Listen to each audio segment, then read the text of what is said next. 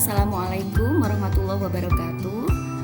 Izinkan saya untuk berbagi tentang RPP PPL saya yang kemarin teman-teman sempat untuk chatting ke saya meminta contoh RPP-nya seperti apa. Di sini teman-teman bisa melihat ini RPP PPL 1 saya. Pembelajaran di kelas 1 tema 8 subtema 1 tentang peristiwa siang dan malam. Nah, covernya seperti ini ya teman-teman. Kemudian di dalam isi RPP yang pertama itu untuk satuan pendidikannya ditulis di situ kelasnya, tema, subtema, pembelajaran keberapa, kemudian muatan apa saja, dan alokasi waktunya, itu penting. Kemudian untuk menyusun RPP yang selanjutnya kita harus memilih atau menentukan KD seperti ini ya. Nah, di sini untuk KD dan indikator pencapaian sebisa mungkin kita memang harus berbasis HOTS. Namun tidak semuanya harus HOTS dulu. Jadi diawali dari LOTS kemudian ke HOTS. Namun ini tidak boleh terbalik ya teman-teman. Antara LOTS dan HOTS-nya itu tidak boleh terbalik. Contohnya di sini saya mengambil KD 3.7 menentukan kosakata yang berkaitan dengan peristiwa siang dan malam melalui teks pendek, gambar, tulisan, dan atau syair lagu atau eksplorasi lingkungan. Maka untuk merumuskan indikatornya, saya mengambil ada 2 indikator di sini. Yang pertama, siswa dapat menentukan.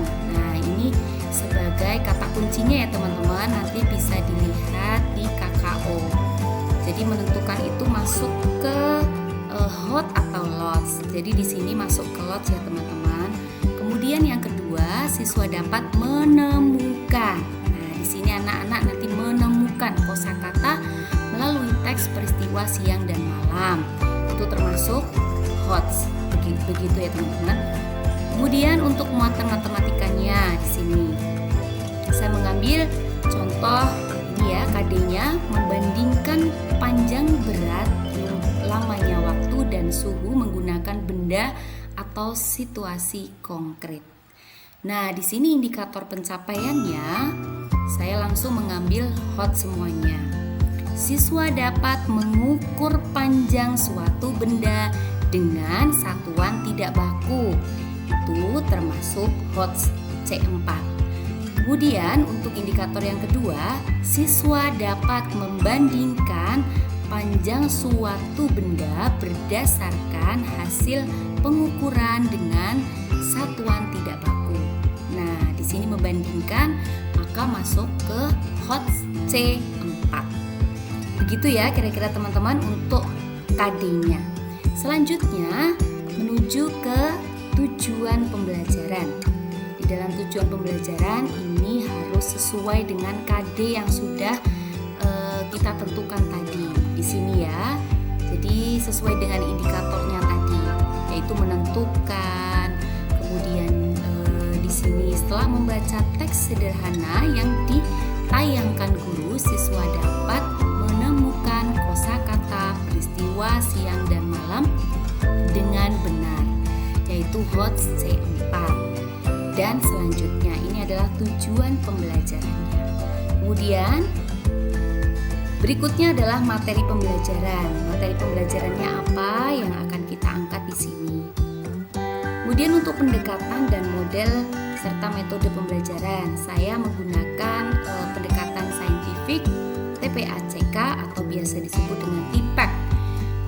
Model pembelajarannya menggunakan problem based learning. Nah, teman-teman di sini untuk teman-teman yang sedang PPL ya, untuk teman-teman PPG semuanya, di sini penting sekali untuk PPG sebaiknya kita memang menggunakan model pembelajaran.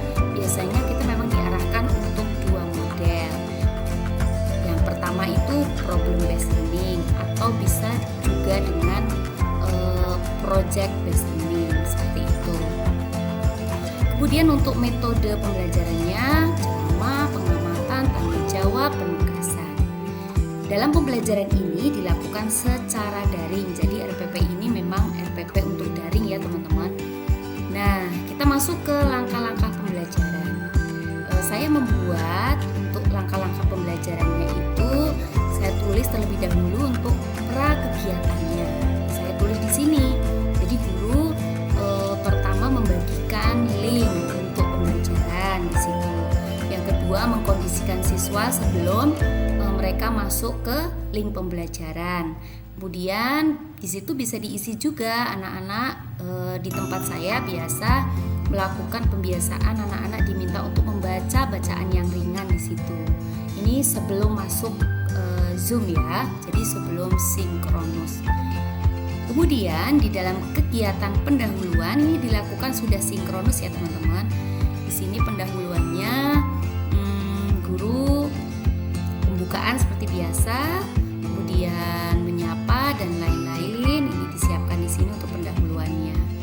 Nah, pada kegiatan inti di sini mengorientasi peserta didik atau orientasi masalah. Di sini saya menyajikan video yang meminta siswa untuk bernyanyi bersama-sama lagunya Matahari Terbenam.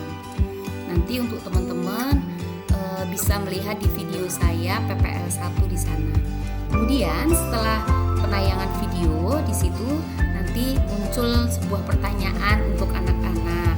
Karena ini anak-anak kelas 1, maka pertanyaannya juga mudah atau ringan. Apa yang membedakan dari kedua gambar tersebut? Seperti itu. Ini sudah menganalisis.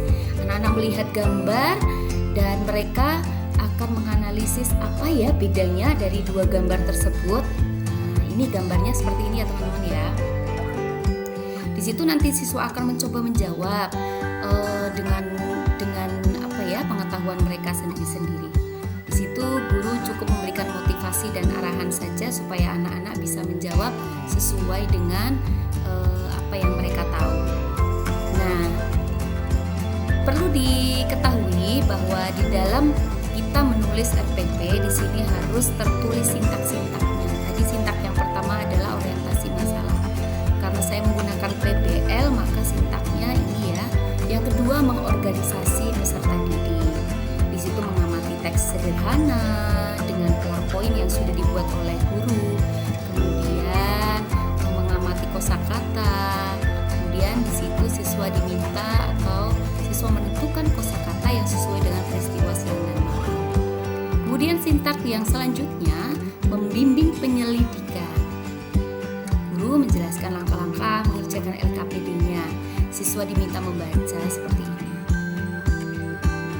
Kemudian sintak berikutnya mengembangkan dan menyajikan hasil karya.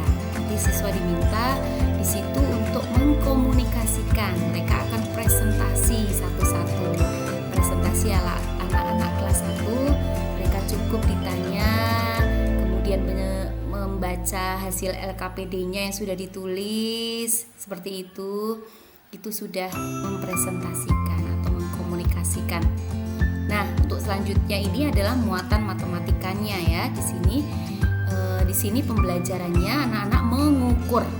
Jadi saya menyajikan dua gambar seperti ini. Nah, di sana kegiatannya nanti mengukur. Di sini juga sudah saya tulis untuk sintak-sintaknya seperti ini. Ya, begini. Kemudian nanti ketika mengorganisasi siswa akan melihat video pembelajaran. Jadi saya membuat video pembelajaran sendiri yang saya buat dari PPT. Sebetulnya PPT sederhana, namun saya buat menjadi video pembelajaran supaya anak-anak lebih menarik. Kemudian kegiatan berikutnya membimbing penyelidikan. Nah, di sana siswa akan diminta mengambil benda-benda yang ada di sekitar mereka, contohnya buku paket. Nah, di situ anak-anak akan diminta mempraktikkan bersama cara mengukur menggunakan jengkal. Jengkal kan mudah ya, nanti itu bisa buat contoh. Kemudian siswa akan dengan semangat mengukur meja, sapu secara mandiri yang ada di rumah. Nah, selanjutnya untuk mengembangkan dan menyajikan hasil karya, di sini siswa mengerjakan LKPD kegiatan berikutnya. Dan yang terakhir, menganalisis dan mengevaluasi proses pemecahan masalahnya. Siswa diminta mengurutkan, menyajikan berdasarkan hasil pengukurannya, yang mana dari terpendek sampai dengan terpanjang itu sudah mengurutkan ya. Jadi anak-anak sudah melakukan C5 di situ. Kemudian kegiatan berikutnya di sini kegiatan penutup, guru akan meminta bantuan pada siswa untuk menyimpulkan pembelajaran bersama-sama. Nah, pada kegiatan ini sebaiknya Bapak Ibu kita dapat mengajak siswa untuk lebih aktif. Biarkan mereka yang menyimpulkan, kita hanya menguatkan saja. Selanjutnya, guru melakukan refleksi pembelajaran di situ dan memberikan kesempatan pada peserta didik untuk bertanya apabila ada yang belum paham. Selain itu, saya di sini memang memberi apresiasi dengan memberi reward kepada anak-anak. Ternyata ini luar biasa ya.